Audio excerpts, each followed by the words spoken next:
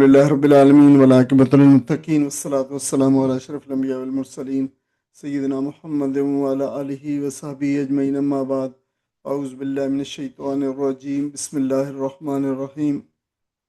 محترم عزیز بہنوں اور بھائیوں، اللہ تعالیٰ کے فضل و کرم سے آج ہم نویں پارے کے اہم مضامین کا جائزہ لیں گے۔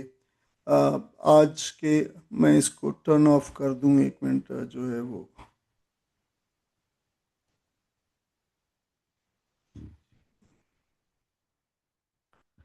نویں پارے کے اندر جو ہے وہ دو صورتیں اس میں شامل ہیں۔ تو اگر ہم سورہ اعراف کا کچھ حصہ ہے اور پھر اس کے بعد سورہ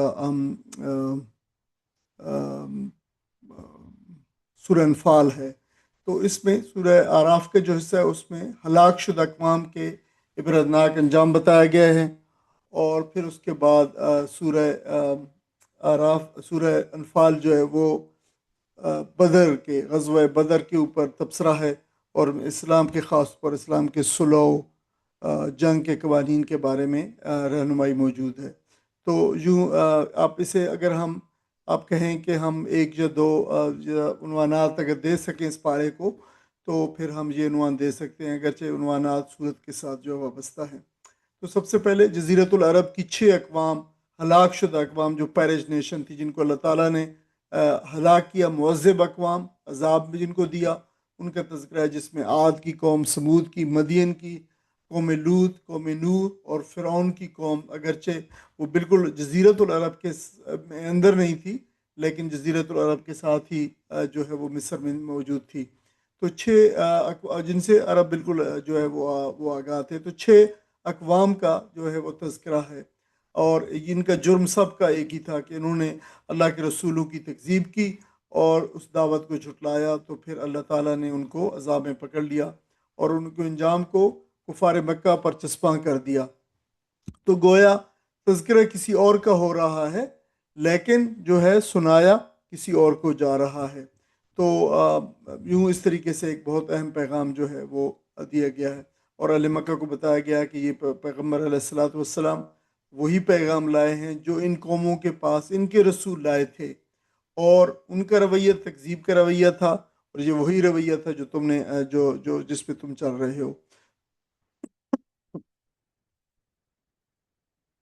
تو ان کو بتایا گیا، اور سبق یہ تھا اس کا کہ اللہ کے رسول کی تکذیب کرنے والی قومیں ہمیشہ تباہ ہوئی ہیں، اور اس میں کسی قسم کا کوئی استثناء نہیں رہا ہے۔ سب کی سب جنہوں میں اللہ کے رسولوں کا، اگر رسول آتا ہے، نبی نہیں رسول، اگر اس کی جو ہے وہ تکذیب کی جاتی ہے، تو پھر وہ قوم جو ہے وہ زندہ نہیں رہتی، وہاں پہ اس کو قوم کو جو ہے تباہ کر دیا جاتا ہے۔ ایمان اور تقوی کی برکات، یہ دوسری مرتبہ یہ مضمون آ رہا ہے۔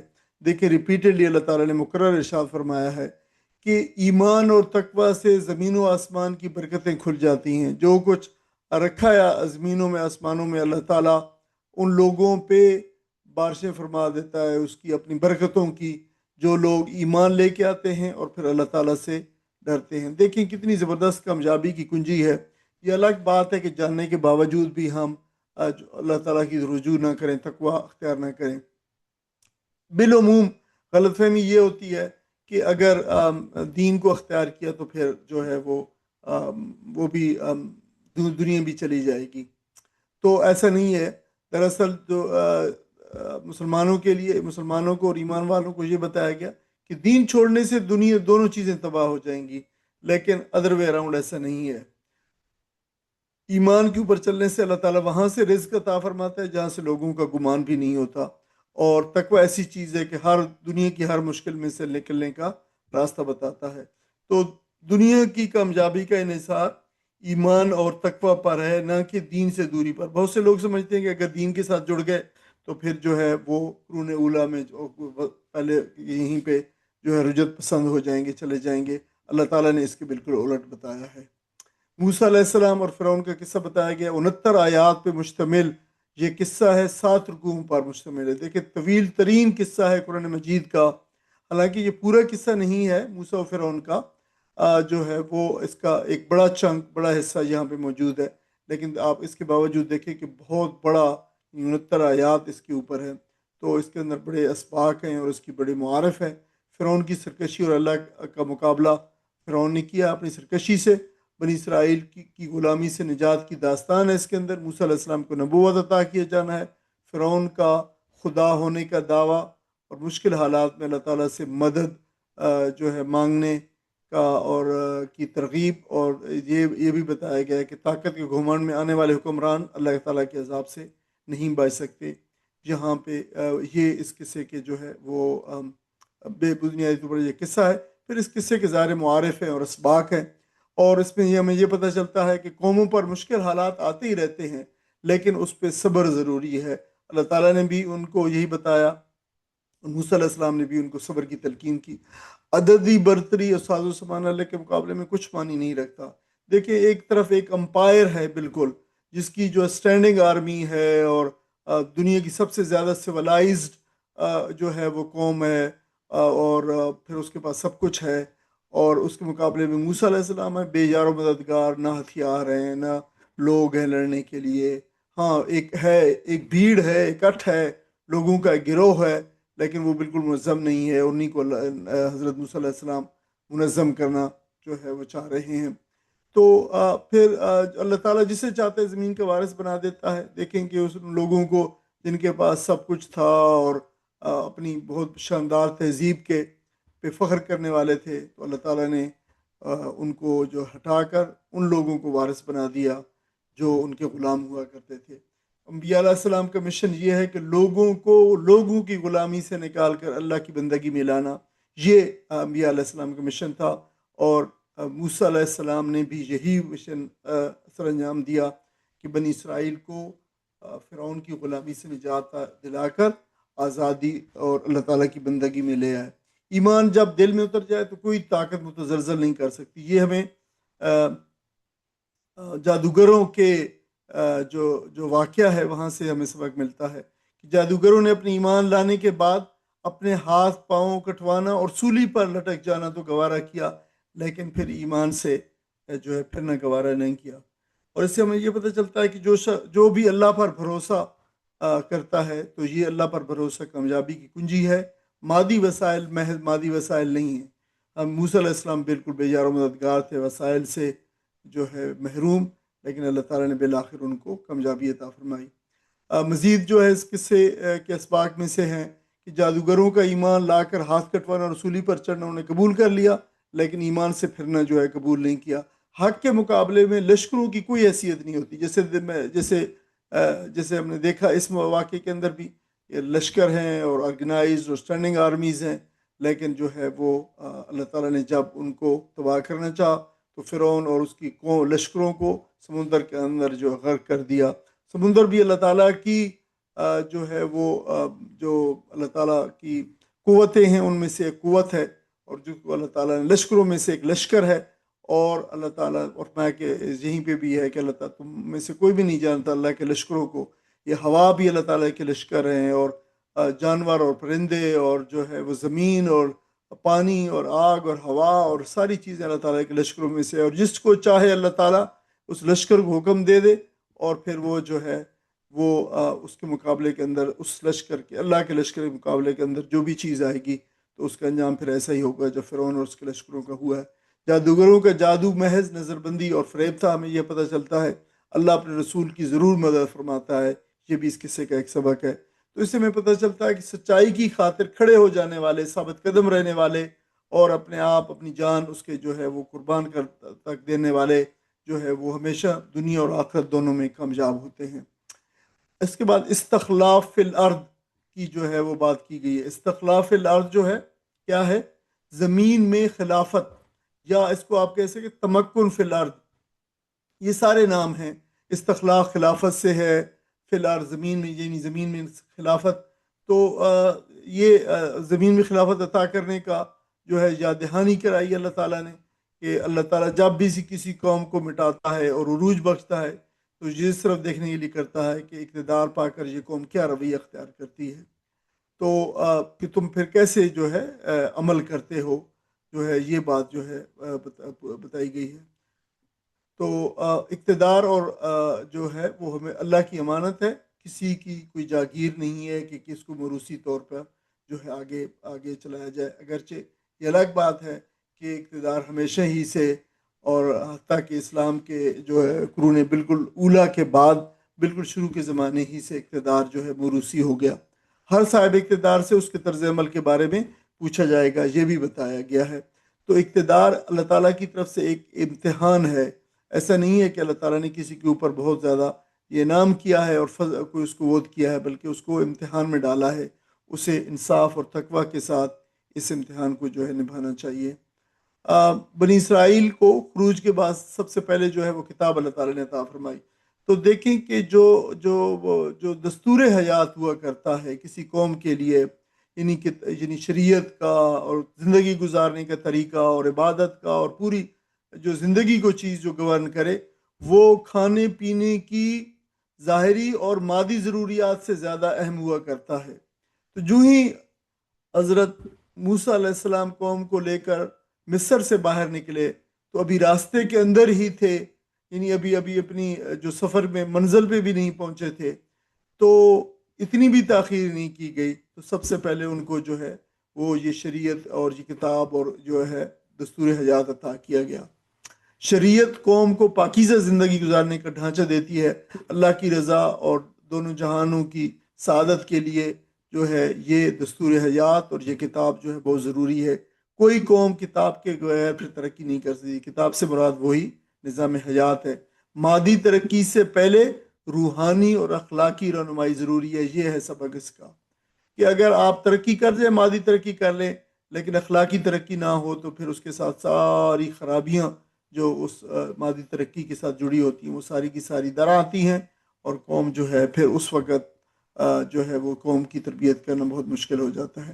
سامری کا فتنہ اور بچھڑے کی پوجا میں جو ہے دیکھیں کہ سامری نے ایک فتنہ کھڑا کیا حضرت موسیٰ علیہ السلام کو۔ جب اللہ تعالیٰ نے بلایا 40 دن کے لیے، تو اس نے پیچھے سے لوگوں کو ورغلا کر اپنی چکنی چپڑی باتوں میں ڈال کر بچھڑے کی عبادت شروع کرا دی۔ ایک بچھڑا بنایا اور کہا کہ بھائی موسیٰ ایسے ہی وہاں چلے گئے ہیں، اصل جو ہے تو تمہارا جو ہے یہ ابھی دیکھا نا، ہم جس قوم سے گزرے تھے تو وہ بھی گائے کی اور بچھڑے کی عبادت کر رہے، تو یہ ہے وہ بچھڑا جو ہے اس کی عبادت۔ تو ہارون علیہ السلام نے ان کو لوگوں کو اور اسے بچانے کی کوشش کی اس گمراہی سے، لیکن جو ہے وہ عوام کی جو اکثریت ہوتی ہے وہ بصیرت سے محروم ہوتی ہے اور جذباتی ہوتی ہے۔ یہ مقرر طور پر یہ جان لیں کہ عوام کی اکثریت بصیرت سے محروم ہوتی ہے اور جذباتی ہوتی ہے، اور وہ اس طرح کے شعبدہ باز لیڈروں کے اور پیروں کے اور جو کرسمیٹک کوئی پرسنالٹی کے جادوگر ہوتے ہیں، ان کی جو ہے وہ بہت آسانی سے ان کے جو ہے وہ پھندوں میں اور سحر اور جادو میں اندر جو ہے وہ آتی ہے۔ تبھی تو نبی کریم صلی اللہ علیہ وسلم کی حدیث مبارکہ ہے، آپ نے فرمایا کہ ان من البیان لسحرن، کچھ انداز بیاں ایسے ہوتے ہیں جن میں جادو کا سا اثر ہوتا ہے۔ تو وہ لوگوں کو اتار لیتے ہیں شیشے کے اندر اور لوگوں کو کہتے ہیں کہ میں تمہارے لیے جو ہے وہ شہد اور دودھ کی نہر جو ہے بہا دوں گا، لیکن یہ عوام کل انعام جو ہوتے ہیں یہ ان سے یہ نہیں پوچھتے کہ آپ یہ دودھ اور شہد کہاں سے لائیں گے، وہ ان کے پیچھے چل پڑتے ہیں اور جو ہے وہ جو ہے تو اس طریقے سے۔ اور یہ بھی یاد رکھیں کہ سامری کی طرح کے شعبدہ باز جو ہے وہ موسیٰ علیہ السلام کی قوم کے اندر بھی اور ہر جگہ پہ دنیا میں ہر قوم میں ہر جگہ پہ جو ہے اس طرح کے لوگ موجود ہوتے ہیں۔ تو عقل و بصیرت سے کام نہ لینے والی قومیں پھر اس طرح فتنے کے اندر جو ہے بہہ جاتی ہیں اور فتنے میں مبتلا ہو جاتی ہیں۔ بہت بڑا سبق ہے اللہ تعالیٰ نے جو ہے یہاں پہ دیا ہے کہ کس طریقے سے ایک پیغمبر کی موجودگی میں اور رسول کی عدم موجودگی کے اندر 40 دنوں کے اندر محض ایک توحید پرست قوم، ایک جو ہے ایک جو ہے مشرک قوم بن گئی ایک شعبدہ باز کے جو ہے شعبدہ بازی سے۔ تو بہت بڑا سبق ہے اس کے اندر، بہت بڑا واقعہ ہے ان کی تاریخ کا، اور آپ کو پتہ ہے کہ ان کے نتائج بھی بہت جو ہے شدید ان کو بھگتنا پڑے، اور ان سب لوگوں کو پھر قتل کیا گیا جنہوں نے جو ہے یہ کام کیا جب واپس موسیٰ علیہ السلام آئے۔ تو اہل سبت کا واقعہ وہ بھی بنی اسرائیل میں سے ہے۔ بنی اسرائیل کا گروہ ہفتے کے دن مچھلی پکڑتا تھا، اللہ تعالیٰ کے حکم کی خلاف ورزی تھی یہ، تو اس خلاف ورزی پر اللہ تعالیٰ نے انہیں بندر بنا دیا۔ نافرمانی ہمیشہ جو اللہ تعالیٰ کے عذاب کو دعوت دیتی ہے۔ اگر آپ ہیلے کریں گے تو جمعے کے روز نیٹ اور جو ہے جال ڈال دیتے تھے اور کہتے تھے کہ ہم تو ہفتے کے دن نہیں پکڑیں گے، اور اتوار کو آ کے وہ پکڑ لیتے تھے، وہی نیٹ نکال لیتے تھے اور مچھلیوں کو جو ہے تو دیکھیں آپ کس کو جو ہے دھوکہ دینا چاہ رہے ہو؟ اللہ تعالیٰ کو کچھ دھوکہ نہیں دیا جا سکتا۔ اللہ تعالیٰ نے جب ایک چیز کو کہا ہے، جو ایک حکم دیا ہے، تو اس کو اسپرٹ کے ساتھ جو ہے اس حکم کو مانا جائے۔ اللہ تعالیٰ کو جو ہے ٹرک نہیں کیا جا سکتا۔ اچھا، اس عذاب سے صرف جو لوگ بچے، جو اللہ تعالیٰ نے جن کو اس سے محفوظ رکھا، وہ صرف وہ لوگ تھے جو عذاب سے منع کرنے والے تھے۔ اس عذاب میں ہمیں پتہ چلتا ہے کہ وہ لوگ بھی اس عذاب کے اندر آ گئے جو خاموش رہے، وہ کہتے ہیں بھائی ٹھیک ہے، یہ اگر کرتے ہیں تو کرنے دو، ان کو کیوں روکتے ہو، ان سے کیوں لڑائی کرتے ہو، تم اپنا خیال رکھو، بس اپنا تم نہ کرو، یہی کافی ہے۔ لیکن ہمیں پتہ چلتا ہے اللہ تعالیٰ نے فرمایا کہ عذاب سے صرف وہ لوگ بچے جو ہے امر و نہی عن المنکر کا کام بھی کرتے، ان کو روک بھی رہے تھے۔ اور اس سے یہ بھی پتہ چلتا ہے کہ حرام میں پڑنے سے حلال کے راستے مسدود ہو جاتے ہیں۔ دیکھیں، وہ جب حرام کا کام کرتے تھے، یہ اللہ تعالیٰ نے جسے منع کیا تھا، تو پھر ان کے جو ہے ان دنوں میں ہفتے کے دن مچھلیاں زیادہ آتی تھیں ان کے پاس، اور دوسرے دنوں میں کم آتی تھی، تو حرام میں پڑنے سے حلال کے راستے بھی جو ہے وہ بند ہو جاتے ہیں۔ برائی کے خلاف آواز اٹھانا لازم ہے، خاموشی عذاب کو دعوت دیتی ہے، یہ اس کا جو ہے وہ سبق ہے۔ امر بالمعروف و نہی عن المنکر معاشروں کے لیے بہت ضروری ہے۔ گناہوں اور عذاب سے بچنے کا یہ ذریعہ ہے۔ نیوٹرل رہنے والے لوگ عذاب میں شامل ہوتے ہیں۔ اس فریضے کو چھوڑ دینے سے معاشرہ تباہ ہو جاتا ہے۔ دیکھیں، برائیاں کریپ ان کسی معاشرے کے اندر آ جاتی ہیں، اور پھر جو ہے وہ بڑھتے بڑھتے بڑھتے جو ہے کہیں کہاں پہنچ جاتی ہیں، اور معاشرہ جو ہے بالکل تباہ ہو جاتا ہے۔ تو امت مسلمان پر امر بالمعروف و نہی عن المنکر کی لازمی طور پر ذمہ داری جو ڈالی گئی ہے۔ برائی کے خلاف نہ اٹھنے والی امت اللہ تعالیٰ کے عذاب کی مستحق ہو جاتی ہے۔ یہ چارج شیٹ تھی بنی اسرائیل پر۔ اس کو جب اللہ تعالیٰ نے عذاب دیا تو ان میں بڑی چارج شیٹ کے اندر نمایاں طور پر ایک یہ بھی تھی کہ انہوں نے امر بالمعروف و نہی عن المنکر کا کام چھوڑ دیا تھا۔ بنی اسرائیل پر عذاب مسلط ہونے کی وجوہات مجموعی طور پر جو بیان کی گئی ہیں، اللہ تعالیٰ نے ان پر ذلت اور مسکنت اور رسوائی تا قیامت مسلط کر دی ہے۔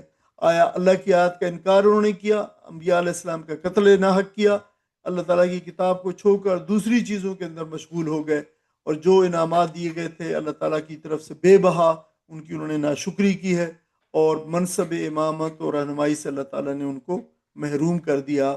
یہ جو ہے وہ اس کا ان کے اسباق میں سے ایک سبق جو ہے وہ یہ بھی ہے۔ جس قوم کو پھر جو انعام دیا جائے، اگر وہ اس سے منہ پھیرے تو اس کے مطابق اس کی سزا بھی جو ہے اس کے سبب بن جاتی ہے۔ اگر اس کو آپ ایکسٹراپولیٹ کریں تو آپ دیکھ سکتے ہیں کہ اللہ تعالیٰ نے قرآن مجید کی جو سب سے بڑی نعمت ہمیں عطا فرمائی ہے، اگر ہم اسے منہ پھیریں گے تو پھر یہی جو نعمت اللہ تعالیٰ نے ہمیں ارشاد دی ہے، ہمیں پھر جو ہے یہی ہماری سزا کا جو ہے موجب بن جائے گا۔ رسول اللہ صلی اللہ علیہ وسلم کا مشن واضح کیا گیا ہے، امر بالمعروف و نہی عن المنکر، یعنی امر نیکی کا حکم دینا آپ کا یہ مشن ہے۔ آپ یہ کریں، برائی سے روکیں، حلال طیبات کو حلال قرار دیں، خبائث کو حرام قرار دیں، اور یہ جو عقائد و اوہام ہیں، یہ جو سپرسٹیشنز ہیں، ان کے بوجھوں سے لوگوں کو نجات دلانا، اور حق اور نور اور ایمان کی روشنی کے اندر لوگ زندگی بسر کریں، اور سماجی اور معاشی ظلم و استحصال کا خاتمہ۔ دیکھیں، کوئی رسول جو ہے یہ برداشت نہیں کرتا۔ ہر رسول اپنی امت کے اندر، قوم کے اندر جو ہے یہ سماجی عدل قائم کرنے کے لیے آتا ہے۔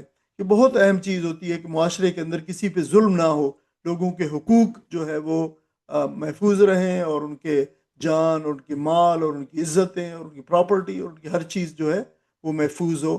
یہ اسلام کا لازمی طور پہ، یہ کہیں پہ اگر رائج نہیں ہے کسی جگہ پہ تو ظاہر ہے اسلام کی اسپرٹ ہی رائج نہیں ہے، وہاں پہ اسلام نہیں ہے۔ اسلام کا مشن مکمل انسانی فلاح و بہبود ہے۔ اسلام محض چند عبادات تک جو ہے محدود نہیں ہے۔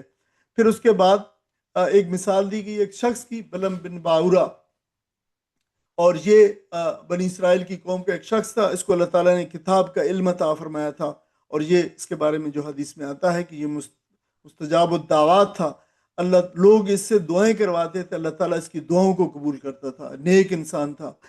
پھر اللہ تعالیٰ نے مگر وہ جب دنیا پرستی کے پیچھے پڑ گیا، دنیا پرست ہو گیا، اور اس نے کتاب کو اور اس کے علم کو چھوڑ دیا، تو پھر حق کو پا کر اس کو چھوڑ دینے والی کی مثال اللہ تعالیٰ نے قرآن مجید میں کتے کی سی بیان کی ہے۔ اس کی زبان جو ہے باہر لٹکی رہتی ہے، وہ ہر وقت ہانپتا رہتا ہے، اور خواہشات کا غلام بن کر بالکل انسان جو ہے وہ نیچے گر جاتا ہے۔ اور پھر اس کی بتایا کہ نہ بجھنے والی ہرس، نہ سیر ہونے والی نیت، اور وہ اس کی مثال ایک بالکل شہوت زدہ جانور کسی جو ہے وہ ہو جاتی ہے۔ تو دیکھیں یہ علم کے باوجود عمل نہ کرنے والا پھر ذلیل ہو جاتا ہے۔ یہ اللہ تعالیٰ کی سنت ہے کہ جن کو اللہ تعالیٰ نے اپنی آیات سے اور اپنی کتاب سے اور کتاب کے اور علم سے نوازا ہے، ساتھ اگر ساتھ وہ اس کی اسی کے قدر مطابق نہیں ہم کو کریں پوچھا بھی گے جائے تو اس کے ذریعے سے جو جو ہے قیامت وہ میں ان کو جن سے پھر کہ جو ہے انسان اللہ کے تعالیٰ پاؤں نہیں ہل ذلیل سکیں گے اپنی کرنے جگہ سے والا جہاں تک کہ ہوگا۔ پاس سوال نہیں کیا جائے اس سے۔ اس میں ایک سوال یہ بھی ہے کہ وہ آپ نے وہ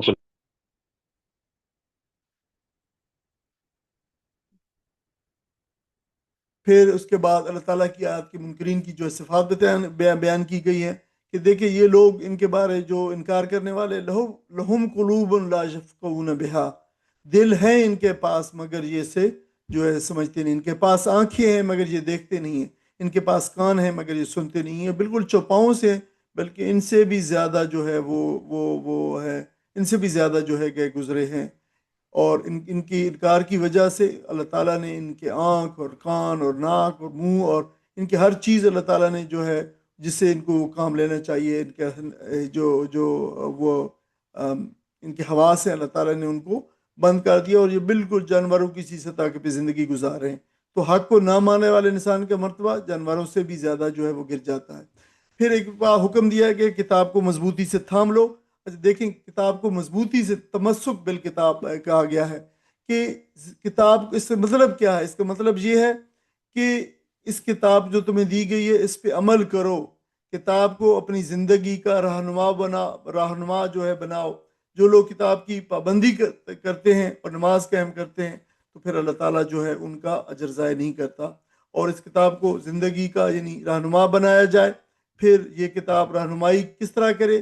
زندگی کے ہر شعبے کے اندر، معاشرت میں، معیشت میں، تعلیم میں، سیاست میں، تفریح میں، حکومت میں، دیگر معاملات میں، آداب زندگی میں۔ اگر زندگی کا کوئی شعبہ ایسا نہ ہو جو اس سے بالکل الگ ہو اور اس سے باہر ہو، تو یہ کتاب کو مضبوطی سے تھامنے والی بات ہوئی ہے۔ دیکھیں اب ہم مسلسل یہ پڑھتے چلے آ رہے ہیں کتاب کو، یہ نظام اللہ نے اتارا ہے تمہارے لیے، اور اس کو جو ہے نا پکڑنے سے اور اس کو نام قائم کرنے سے یہ نتائج ہیں، اور پچھلی قوموں پہ اللہ تعالیٰ نے بنی اسرائیل کو اس طریقے سے عذاب دیا ہے۔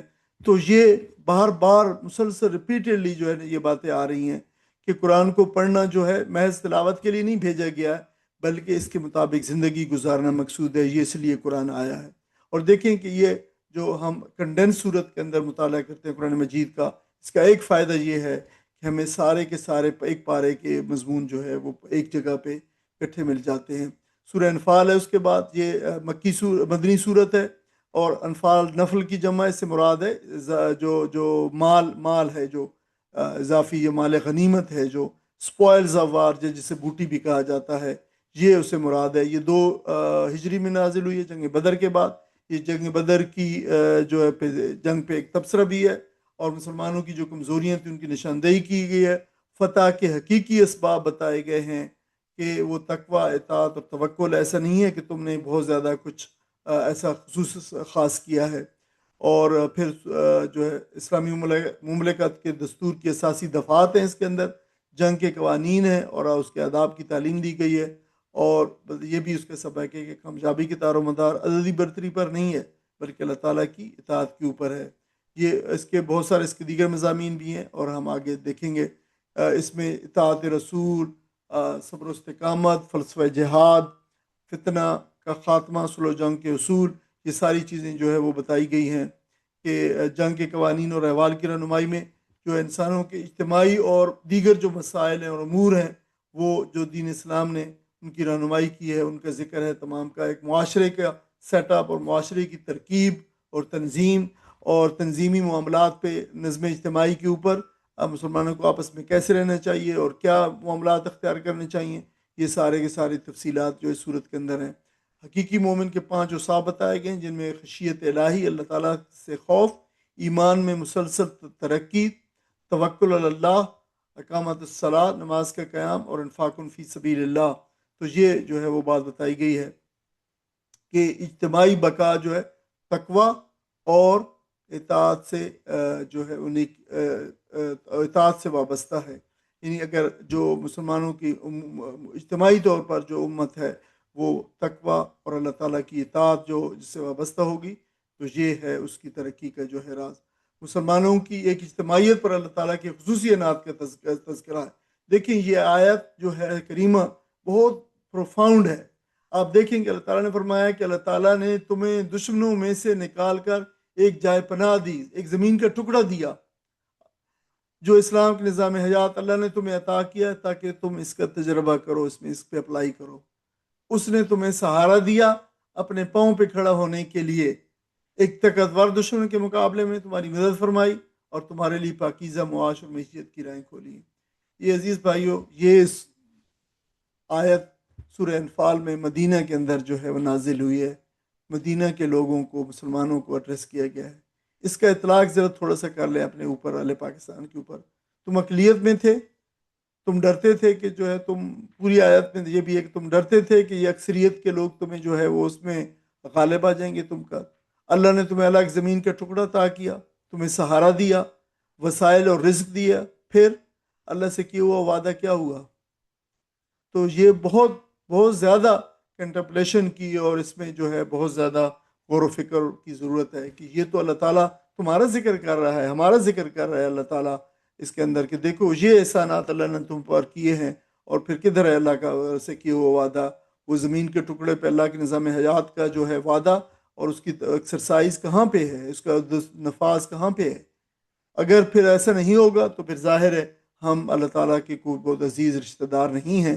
اللہ تعالیٰ ہمارے ساتھ بھی وہی معاملہ کرے گا جو اس نے دوسری قوموں کے ساتھ کیا۔ تو اس پارے کا مجموعی طور پر جو اس کا پیغام ہے، قوموں کی تاریخ کو پیش کیا گیا ہے بطور تنبیہ کے طور پر، عبرت کے طور پر۔ اللہ تعالیٰ جب لوگ قبول نہیں کرتے ان کو تباہ کر دیتا ہے۔ ایمان اور تقوی کے نظام سے برکتیں ہی برکتیں ہیں، اللہ تعالیٰ کی بہت زیادہ برکات اس کے ساتھ وابستہ ہیں۔ اقتدار اللہ تعالیٰ بطور آزمائش جو ہے وہ دیتا ہے، اور یہ دیکھتا ہے کہ تم لوگ کیا کیسے کام کرتے ہو۔ کتاب و شریعت کی ضرورت بہت زیادہ ہے، اس کے بغیر کوئی قوم جو ہے وہ بالکل ایسی ہے جیسے ایک کشتی چلی جا رہی ہے اور اس کی کوئی سمت نہیں ہے اور اس کو کوئی چلانے والا نہیں ہے۔ اجتماعی اصلاح کی ذمہ داری مسلمانوں کے اوپر عائد ہوتی ہے کہ لازمی طور پر اپنے اندر اصلاح کا کام جاری رکھیں۔ اگر یہ نہیں ہوگا تو پھر جو ہے وہ فساد یقینی طور پر برپا ہوگا، اور قوم جو ہے کہیں سے کہیں جو ہے اپنے اصل راستے صراط مستقیم سے بھٹک کر کہیں اور چلی جائے گی۔ یہ تاریخ ساری کی ساری سنانے کے لیے نہیں ہے، بلکہ عبرت اور سنبھلنے کے لیے۔ یہ ہے اس پارے کا جو ہے مرکزی مضمون۔ اللہ تعالیٰ سے دعا ہے کہ اللہ تعالیٰ ہمیں اس پر عمل کرنے کی توفیق عطا فرمائے۔ آمین۔ وآخر دعوانا الحمدللہ رب العالمین، جزاکم اللہ خیر۔